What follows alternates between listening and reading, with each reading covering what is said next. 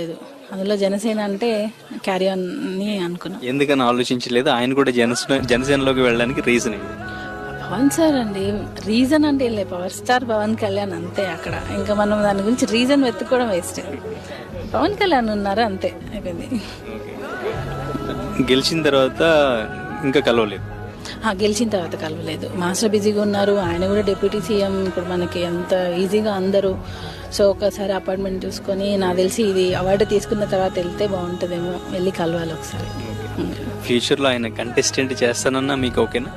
ఏదైనా ఓకే అండి. ఆయనకి పాలిటిక్స్ అంటే ఇక్కడ మెయిన్ ఏంటంటే, జానీ మాస్టర్ ఎప్పుడు నలుగురికి హెల్ప్ చేయాలని ఆలోచిస్తారు. సో ఆ థాట్లో తీసుకుంటే తనకి రైట్ ప్లాట్ఫామ్ ఇది. అంటే ఆయన ఏదైనా అనుకున్న మంచి ఏదైనా చేయాలన్నా వే అంటే పాలిటిక్స్. మనం నలుగురి దగ్గరికి వెళ్తే చేయొచ్చు. పాలిటిక్స్లో వెళ్ళకపోయినా చేయొచ్చు, కానీ అక్కడ ఉంటే ఎక్కువ అవకాశం ఉంటుంది, నలుగురు సమస్యలు తెలుసుకోవచ్చు.